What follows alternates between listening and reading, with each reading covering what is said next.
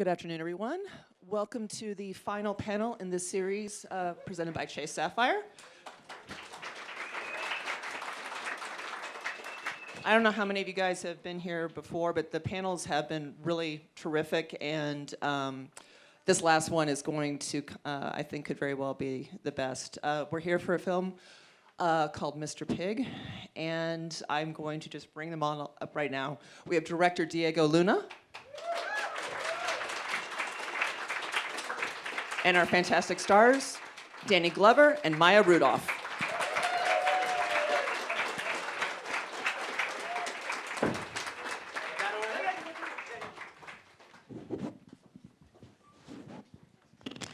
Oh, this is so cool. Isn't it though? Yeah. Ooh, it smells good up here. You guys brought. I think we should cancel the premiere tonight. This is Yeah, already you're very done. You're done. successful. So actually, the Go film's home. going to premiere tonight at 9 o'clock at the Eccles, and which puts me in kind of a rarefied air because I'm probably the only person who's not in the film who's here who's seen the film. So why don't you tell us about, you do the honors. Tell us what it's about. All right. Without spoiling what you're about to see tonight, hopefully, or tomorrow, it's the story of an American farmer that decides to smuggle into Mexico an illegal pig, trying to find a home for him, a better future, a place where he can be free. On that, Explain illegal pig. well, I would love to say undocumented, but since we're in the States, I'm gonna use the word illegal. But it's basically, it's not legal to cross a pig. He has to stay 40 days in the border. They have to check him. And this is the Mexican government, So he just crosses with this pig, trying to find a home for him because, well, anyway, you have to see the film why. But he is joined by his daughter and becomes a journey of a father and daughter reconnecting, a father having a second chance to reconnect with his daughter, and it's a I guess a love letter to my father and to my country too, because it's a lovely trip around Mexico, heading to this beautiful beach near Puerto Vallarta. I said Puerto. You've been spending so much time with us. Damn it. Puerto Vallarta. Puerto Vallarta. And it is, and that's it's it. a beautiful film, and it's it really and it is kind of a love poem. But explain a little bit. It's like in terms of you're saying it's like a letter to your father. How so, and how and why a pig? Why it's like it's like because there's obvious kind of metaphoric weight, no pun intended, that is attached to that. But why how did that come up? Well, I kind of like the idea of a man that he couldn't be the father he wanted to be, but then you see his relation with pigs, and it's so profound, unique. It's all about love. It's all about understanding. It's all about listening, and he can be the father he should have been to his daughter, to the pigs. I think pigs are very interesting, and Very smart. very smart, and we normally use them to explain things about humanity that sometimes is easier or less painful to do if you pick an animal and not your brother or your sister or your father, and you can say, oh, you're a pig, and you're being positive, or you can say you're a pig and you're not positive at all. Pigs are a great metaphor for humanity, I think. There's so many lies around pigs also, they're very clean, they're very loyal, they're very sweet, and in this case it was also very weird, to have an African American farmer walking with a gigantic pig through Mexico. That thing is enormous. It's enormous, and it has the biggest balls you've ever seen. He's a breeder. Breeder? You say breeder, right? Oh, yeah. Yeah. So basically, he's worth a lot of money because of what's inside those bags. Huge things. And it's very interesting. It's very interesting because it's like, imagine you shoot an actor, and you're shooting his close up, but then you cut back, and it's even more interesting. That's what happens with this pig. When you go back, you go like, "What is that?" And it's like, it's interesting, weird, and funny, I think. Danny and Maya, how did you? I mean, I want to ask you a lot of questions in terms of what attracted you to the script, but how did you feel about basically sharing the screen with this enormous animal? I mean, it's like, because it's beyond the cliches about working with children and animals. I mean, it's like that it is such an enormous presence. This is not like a cute little dog who's going to be off to the side. This pig occupies front and center. How did that feel to you in terms of what you think the challenges would be as an actor? For me, it's funny hearing you say that. It didn't really feel that way. Like, oh, we gotta wait for the pig.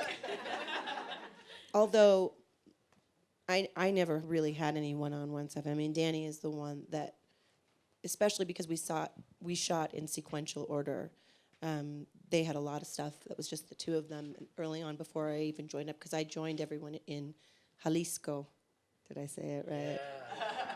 He always gets a glimmer in his eye when I speak Spanish, because I know I'm not pronouncing it like a normal person. But I didn't feel that like, I mean, there was I remember being on the boat, not a spoiler alert, that's all I'm gonna say. And I didn't have any shoes on. Everyone was like, watch your toes, because that pig, I think he stepped on your feet. And Many times. No? Oh, God, it was so painful. How much did that pig weigh? When we were shooting, around 120 kilograms. Can you translate that into pounds? About 250 Thank pounds? you. Sorry. No, I'm such a sorry, foreign. I don't know how to translate it. It's just... I think because of my, and I've mentioned it several times in interview, because of my grandfather who was a farmer, he grew cotton, he grew peanuts, and he raised pigs, and he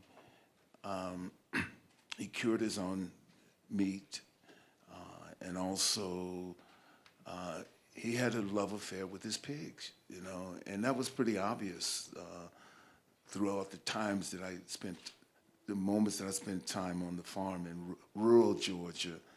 My grandmother was a midwife, and my grandfather was just a subsistence farmer, but there was something about the animals on that farm that was so enchanting, and the relationship that he had with them was so beautiful. And I think some of that I recall, a great deal of it I recall, because I had him till he was 99 years old, so I was in my mid-40s when he passed away. How did that feel for you in terms of finding this script then? I mean, it's just like, just like how many roles are there for central dramas about about pig farmers? Well, it's ironic, as I mentioned also before, when I met Diego in Atlanta, I had just come from Fayetteville, North Carolina, that afternoon, where I met with a group of men and women, Black, Hispanic, Asian descended women, white, and men and women who worked for Smithfield, which is the largest producer of pork in the world. And I had been close to them for more than a decade, because they were doing a documentary on their struggle to form a union, and they had won. After 17 years of fighting, they had won. And so I had just met with them, and we were kind of celebrating their victory and celebrating with the documentary we were working on. But also, I marched on the picket line with them, because they were going to organize the poultry section now. They're going from the pigs to the poultry, the largest poultry raiser slaughter in North Carolina. So it's so ironic that these two places join together, meet at a particular point in time, you know. And that's happened with me on several occasions, you know, in my life and certainly in my career, you know, where there's an intersection between something that is relevant to me on so many levels, and it finds itself emerged through the character. And Maya, what about for you? What was the essential attractant for you for the script?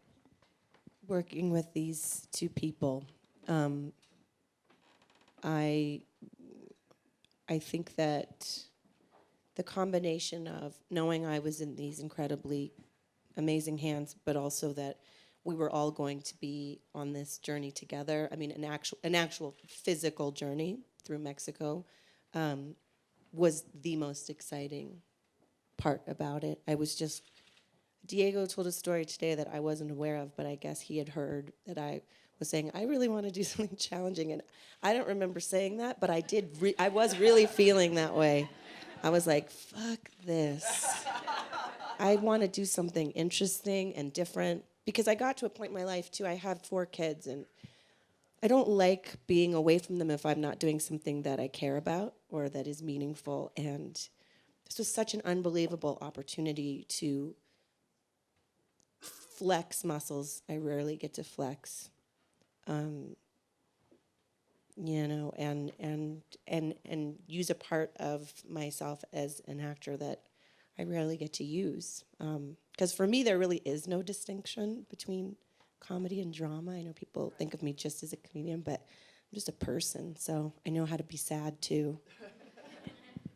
So, and you guys were talking about the challenges of all of this, and it's like, for one, okay, independent film's inherently challenging. Shooting sequentially, also challenging. And then sequentially, and it's a road trip movie, so that means you're in constant motion. What the hell? It's like, you know, it's like, did you feel like all of those, why did you feel like all of those elements were necessary? Because I mean, that's a lot to put on any production. Yeah, I mean, in terms of numbers and money spending, it's very stupid decision, you know, to shoot in order and make actors come back and forth. And but in this case, I thought it was needed because there was this thing happening, which is like this journey was changing us, you know, and literally we were always leaving something behind and heading somewhere new, and this experience was affecting the way we all approach our work. The idea behind Mr. Pig, and it's I am very lucky because it feels the freest project I've ever been part of, you know. The rule, we set a rule at the beginning. We're not going to impose a reality. We're not going to talk about a Mexico that exists on our heads. We're going to go and shoot a reality and allow these characters to be affected by this reality. So it's nothing we can control, and we have to be patient, and we have to go out and find it. So we did the last rewrite. We did the trip. The writer, well, the co-writer, myself, the DP, the AD, the producer. We did the trip in a car and stopped and thought about, okay, that scene can happen here, and that guy there, what is he doing? Went to talk to him and decided, okay, he's selling what, goats in the street like that? Okay, so Mr. Pig can sit down there and sell his pig, and it all comes from something that we found, and I think that is what is fantastic about this film, that in the moment that the characters are going through that, the actors are going through the same experience, the director is going through that experience, the team is going. So the feeling of family, the feeling of all being part of something, instead of, okay, I'm the expert of putting waters here, that's my job, and whatever happens with the film, I don't give a shit about. That didn't happen here. You know, the drivers knew the story, everyone had a relation with the actors, with the pig, with the journey, you know, and that's the moments where you go like, shit, do I call this work? This is life.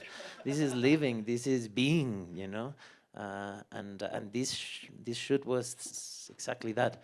So we did spend a lot of money in making this happen, or not a lot of money, all the money we had, which was very little money. What does it feel like to perform in that environment? I mean, because that's obviously 180 degrees from the way a Hollywood movie is produced. I mean, it's like they'd look at you like you're crazy to go down that path. Hearing you say it was free is exactly what I felt. I felt like, God, I wish I could always make movies this way. It's a very immediate way of working. It's a very present way of working because we genuinely moved from climate to climate as we went further south. It got steamier and hotter, and orchids were growing on the backs of trees as we went down the certain side of the road, as opposed to if we, back there it was a little bit chillier. And it was just like, you don't really get to do things like that in life, really. It's just kind of continue to move forward. And just selfishly as an actress, because I'm working with a man and a pig. When you're the only lady, you have to sit in hair and makeup, and, get all gussied up, and I hate that.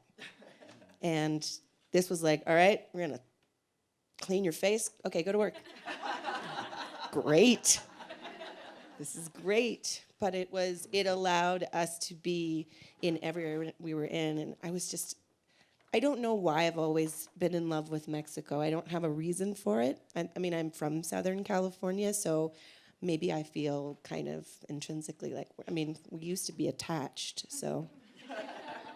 But I've always felt connected, and I was really blown away that I was invited to this opportunity, because this is something I really wanted, and not just, hey, you want to go to Mexico, but come to Mexico with Mexicans that know where the fuck they're going.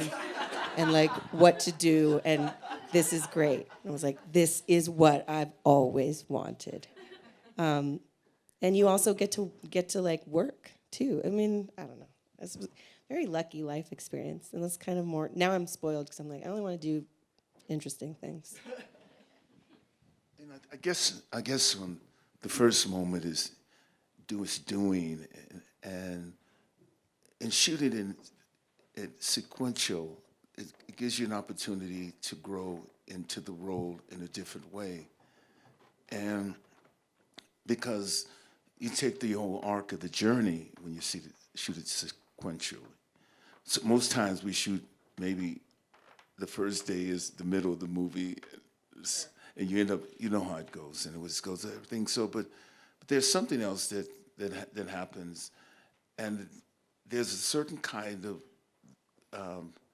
a fatigue, and I'm saying, when I say fatigue, it's in a metaphorical sense, but fatigue that happens with the character as the character goes through his transition and everything else.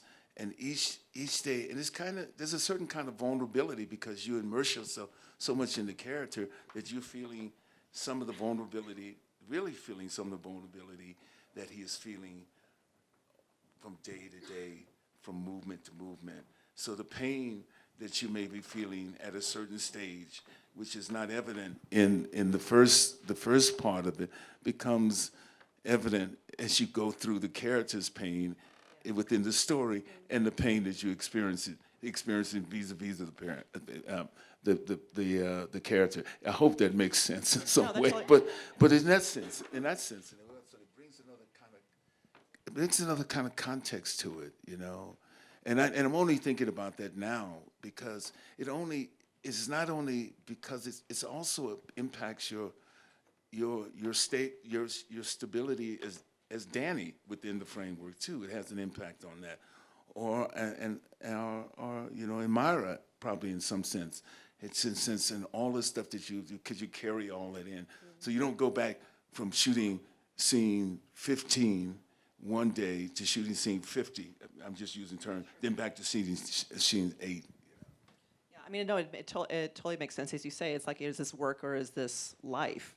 It's like, how do you? And this is your third feature. Do you have a preference now in terms of would you want to continue working in that way, or is there a different benefit in kind of the more kind of laid out by? I think it's something that if you can make it happen, it'll allow you to get to a place that you cannot control, and that's the beauty of it, you know. Well, if not, you have to control everything, and you have to prepare everything, and you have to make sure you exactly see all the, you know, you put all the dots together in order to make a painting, and that it makes sense, you know. I did it on the first in Abel. I was working with a kid, and he was 8 years old, and I didn't want him to read the script or anything, so we shot in order, and every day I would explain to him what the day was about without any knowledge of where he was heading, to try to get the pressure out of him. But I think that is an amazing thing to do with every actor, you know, because it's when you're telling them, you are part of the process. The film, the writing doesn't end till I edit. So let's keep writing, you know, let's keep doing it. Instead of, you know, learn your lines and give me options and then go home. No, it's like, let's do this together, you know. That's the films I like acting on when I'm an actor. So that's what I try to make it happen.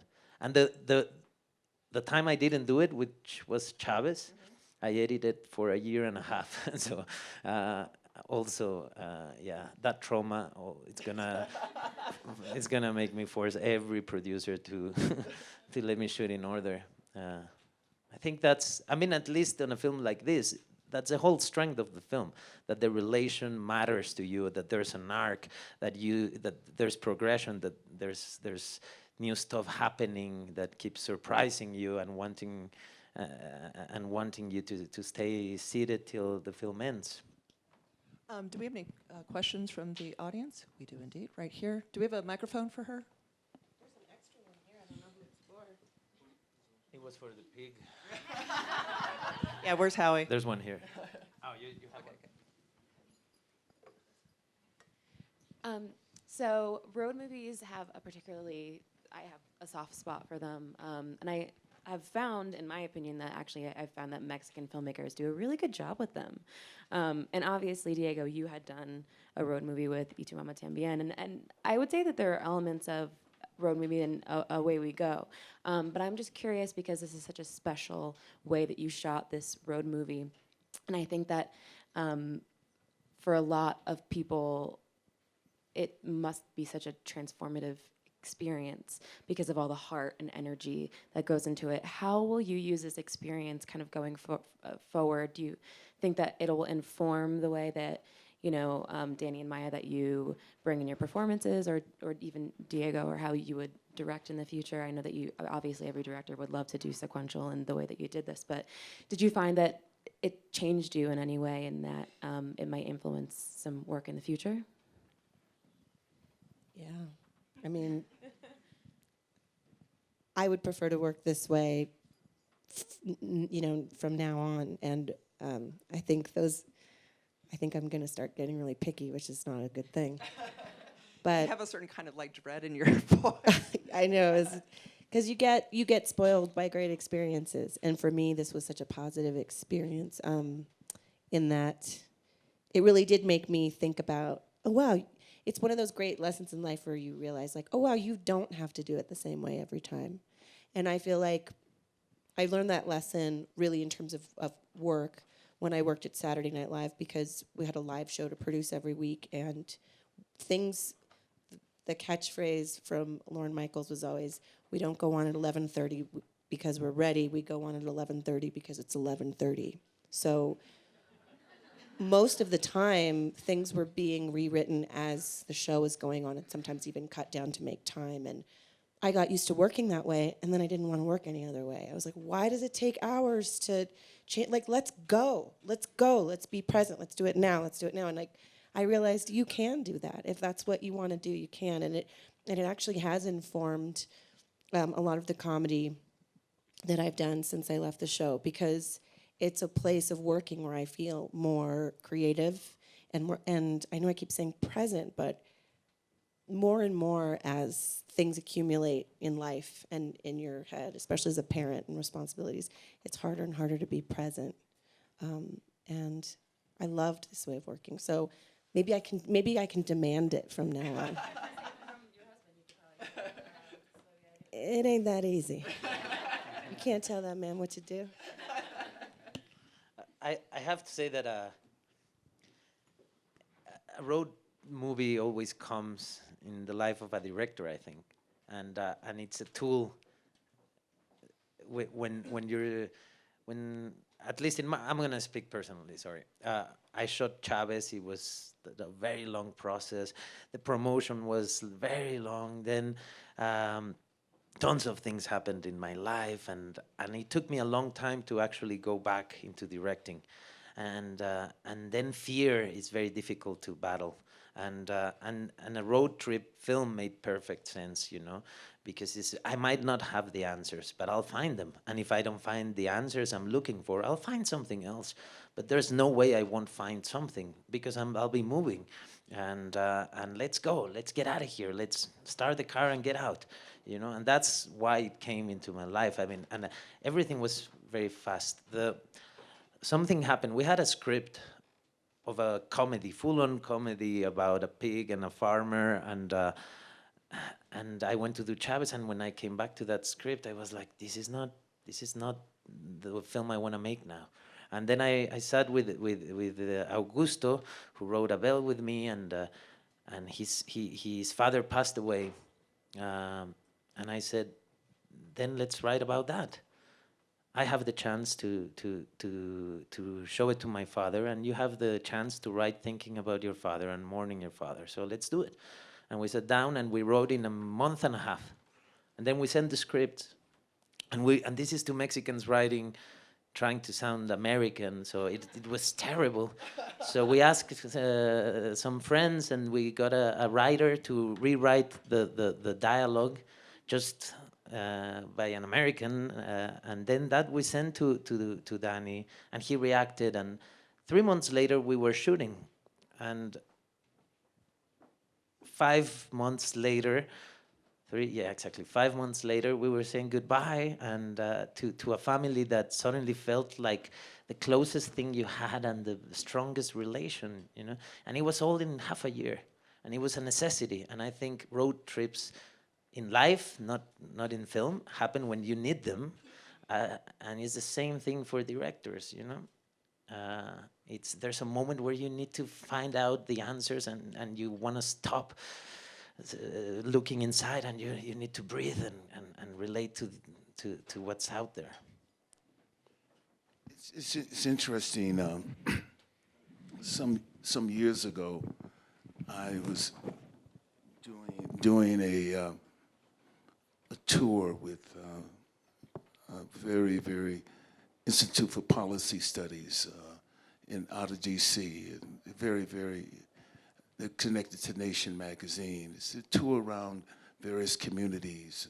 Went to Chicago, the Appalachians. I mean, Illinois, the Appalachians, the mountains. You know, I can't even remember the name of the mountains. The Appalachian Mountains, yes. And then we went to the South, and I was really adopted by the group of the National Association, a cooperative of black farmers, and they had just won a major suit, a historic suit of something like $4 billion for discrimination. But most Black African Americans were farmers, you know, after slavery and during the periods, and so I've traveled with that group of men, primarily men and women who are part of the association from various places of Mississippi to Venezuela and other places.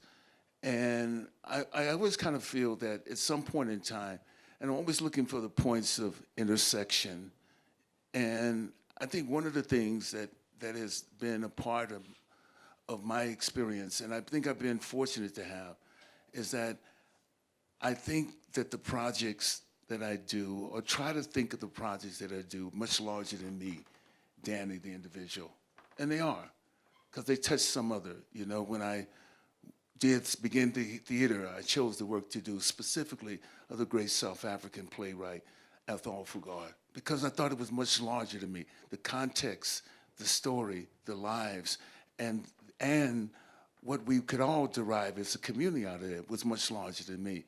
And I think that when I get an opportunity to do that, as in this case, in this case, it's very special. It reinforces, or it kind of validates the reason why we all get to do this. Because ultimately, we want to tell a story that goes beyond just ourselves, the individual. And that's the beautiful thing about the work that we did and the journey on this as well. I've got time for one more question. Here you go.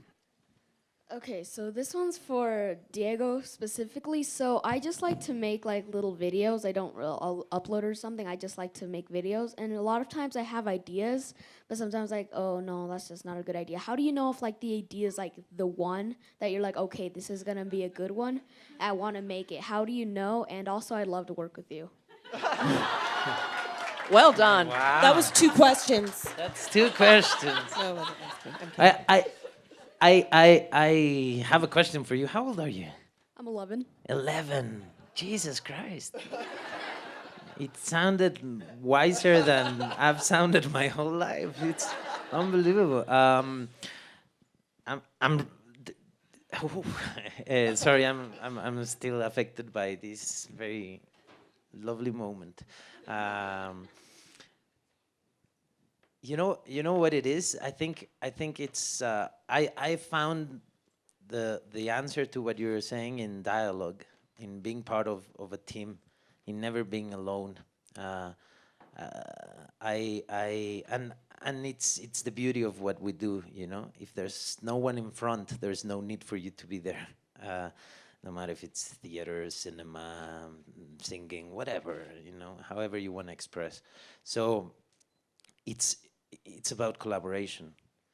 I say in this business, the most important relation in the business, because first is love, and but then after that, and which involves love too, it's your producer, you know. And if you have a producer that is very good with numbers, and he should be your accountant, but not your producer. A producer he represents the audience. He represents whoever's gonna be the receptor of what you were trying to tell. He's the first reaction you're gonna be having, and he's the one that's gonna affect you the most. So your producer should be someone you trust in his taste. You trust him, obviously, because you'll be asleep and he'll be able to steal everything and go. So it's a very important relation, and I would say never throw an idea until you bounce it with someone, because it might be fantastic, and it's also very subjective. It depends on the moment you are delivering, you know. A fantastic film can just pass in the cinemas and no one noticed because that year something happened, or, you know, like, I don't know, whoever's gonna premiere in Mexico a film when the Pope is coming, I'm so sorry for them, because we're a Catholic country and everyone's gonna go crazy about the Pope being in the streets. And you cannot control when the Pope is coming, you know. It's not something you can't call him and say don't. So it's also about timing, you know. An idea can be great in one moment and then can be very badly received later. So yeah, that. And I wish we could not just work. I mean, just spend some time, have a coffee or something. You sound so He looks cool, like man. a coffee drinker. Yeah. It says talent, which I'm glad the festival recognizes your talent. But what is your talent? I do a lot of like screen acting. I do like commercials and stuff. Okay. So. And you like doing videos yourself, like? Yeah, I just make them with my friend. That's cool. Then You got a producer. you get a collaborator. That's fantastic. Thank you guys so much for this. This has been fantastic. And thank you. Thank you. Thank you for being a great audience.